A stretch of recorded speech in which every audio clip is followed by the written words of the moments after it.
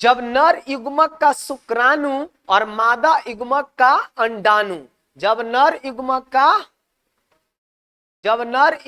का शुक्राणु और मादा युग्मक का अंडाणु, जब नर युग्मक का शुक्राणु और मादा युग्मक का अंडाणु आपस में जब संगलन की क्रिया करता है ना, जब नर युग्मक का शुक्राणु और मादा युग्मक का अंडाणु आपस में जब संगलन की क्रिया करता है तो इसे कहा जाता है क्या? निषेचन। क्या कहा जाता है? निषेचन कहते हैं।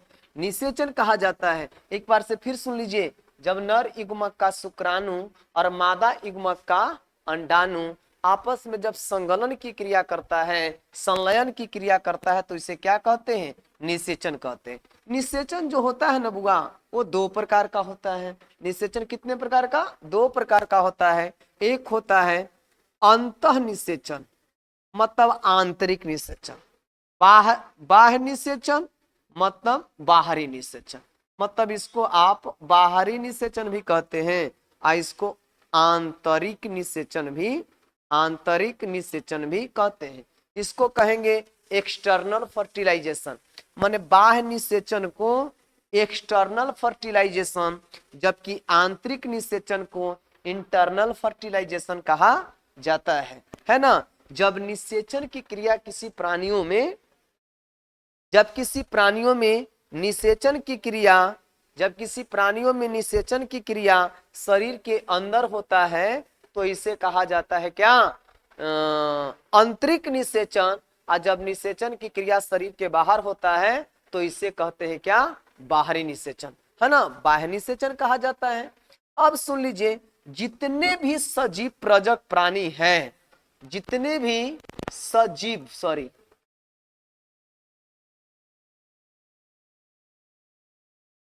जितने भी सजीव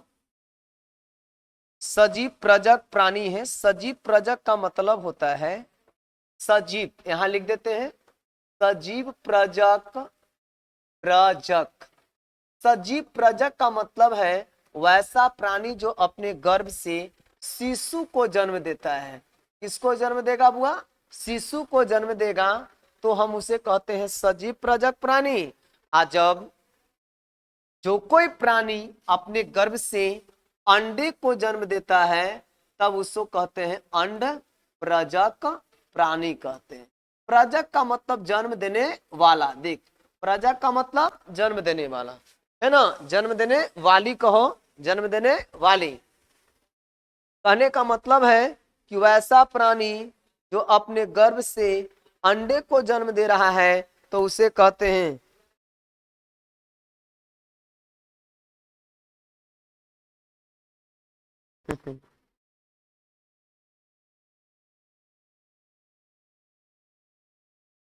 चलिए, अच्छी बात है भैया।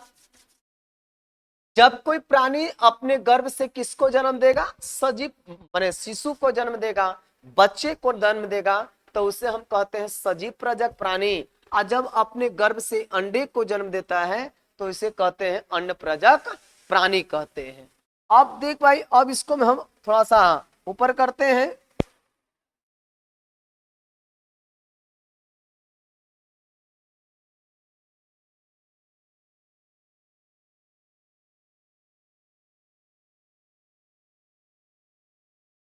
सॉरी, चलिए देखिए, अब इसमें आता है मोनोकार्पिक पौधा। अब समझने वाला है थोड़ा ज्यादा बुआ, है ना।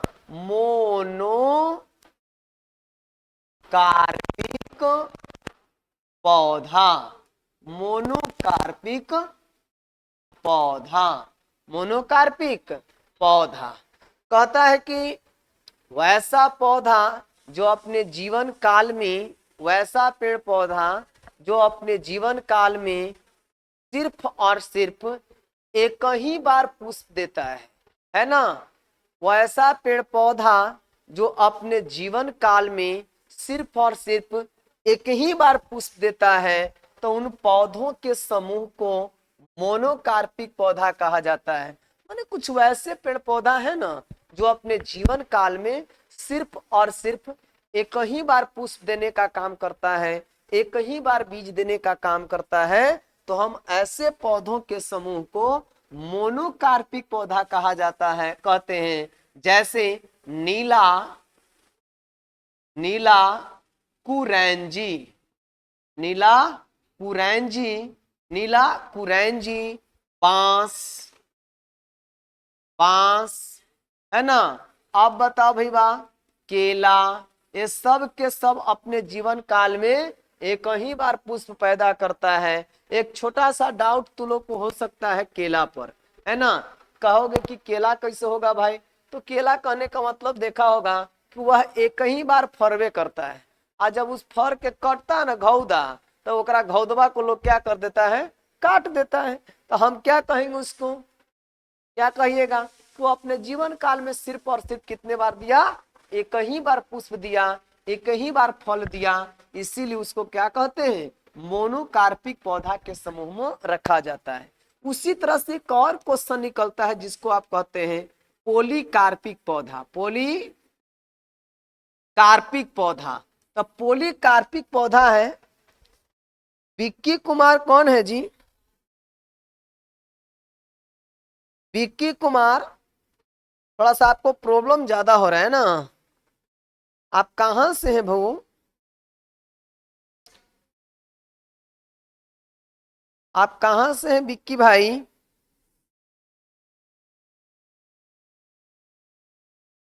विक्की भाई का,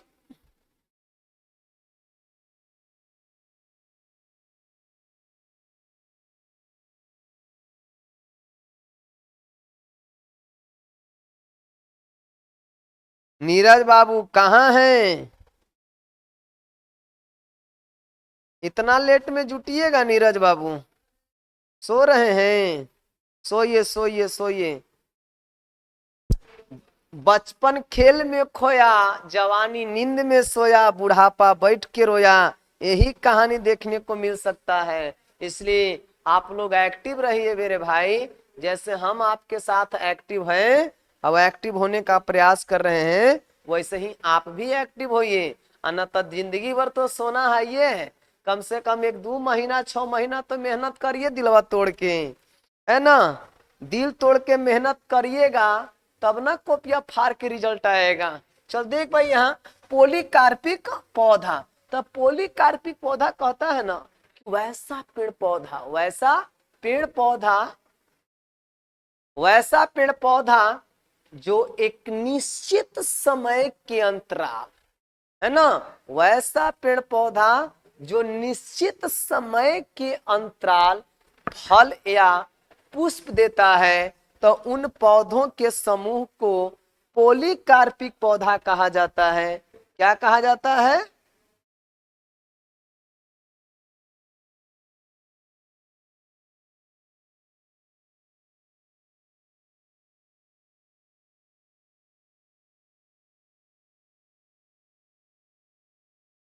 पोलीकार्पिक पौधा कहा जाता है। जैसे आप कहते हैं ना आम, आम, अमरूद, है ना, सेव, है ना, जामुन, जामुन, मुनगा, मुनगा, और बताइए, नींबू, नींबू, और बताइए, पीपल की बात कहा जाए, बरगद की बात कहा जाए, ये सब के सब जितना भी है वो सब पोलीकार्पिक पौधा कहलाता है।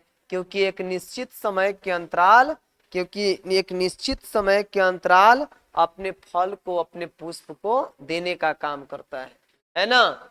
इसलिए इसको क्या कहते हैं, पोलीकार्पिक पौधा का हो जाता है। अब देखिए थोड़ा सा और प्रयास करते हैं इसको।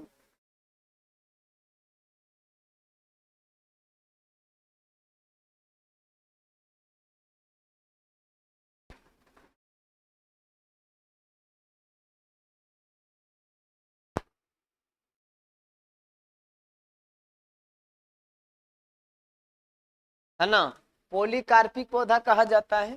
चलो और देखिए समझिए सब यहाँ,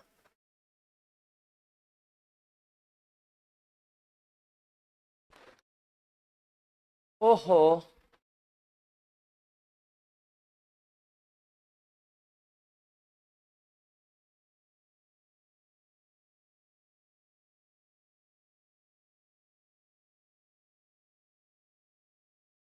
अनिषेचक, अनिषेचक जनन क्या है? चल देख, छोटा छोटा क्वेश्चन यहां से हम लोग निकाल देते हैं। अनिषेचक जनन क्या है? अ जोड़ कौची निषेचक। निषेचक शब्द की उत्पत्ति हुई है कहां से? निषेचन से, है ना। मतलब निषेचन से ही क्या बना है? निषेचक। कहने का मतलब है कि वैसा जीव, वैसा प्राणी जिसमें बिना निषेचन के ही फल का निर्माण हो जाता है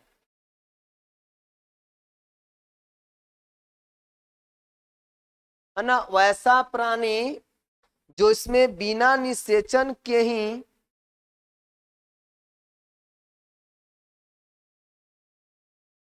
ही फल का निर्माण हो जाता है या बच्चे का निर्माण करता है, तो उसे कहते हैं अनिषेचक फलन, है ना। अनिषेचक फलन। दूसरा कहता है सतत प्रजनक। सतत प्रजनक, सतत प्रजनक।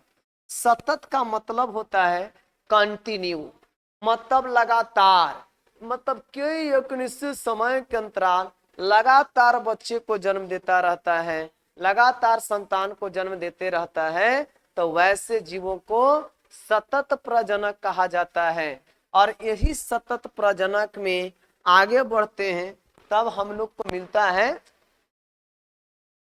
मौसमी प्रजनक।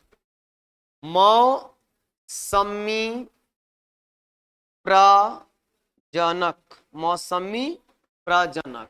मौसमी प्रजनक को कहते हैं, मौसमी प्रजनन का मतलब होता है कि वैसा प्राणी या वैसा प्राणियों के समूह जो विशेष मौसम के अंतराल, है ना, जो एक विशेष मौसम के अंतराल अपने बच्चों को जन्म देता है, मतलब जनन की क्रिया करता है, तब हम इसे क्या कहेंगे? मौसमी प्रजनक कहते हैं। तो चलते हैं, आज के लिए इतना ही क्लास मेरे भाई।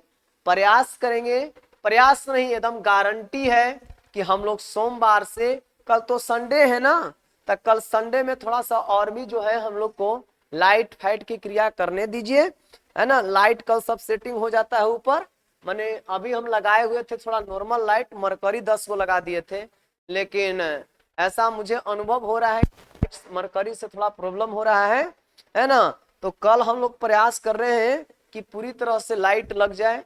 लाइट लग जाएगा, अब तो हमको लाइव बनाने भी आ गया, लाइव आने आ गया। प्लस में मेरे को थंबनेल लगाने की जो बात है, थंबनेल नहीं लगाने आ रहा है हमको, बनाने नहीं आ रहा है। और दूसरा चीज क्या है कि एक शेड्यूल जो होता है ना, वो शेड्यूल हमको से सेट नहीं हो पा रहा है। ये तीनों चारों चीज और भी जो छोटी मोटी कमियां हैं, उन सारी चीज को हम प्रयास कर लेंगे कल दूर कर लें। और सोमवार से हम लोग रेगुलर क्लास, और यही नहीं, हम सुबह 4 बजे भोर में आप लोग के लिए ना 4:30 बजे 4 बजे 2 वीडियो, मतलब सुबह में आपको वीडियो दे देंगे, दोपहर में एक वीडियो दे देंगे, और एक वीडियो आपको शाम में दे देंगे, और उसके बाद 8 बजे से लाइव भी आ जाएंगे।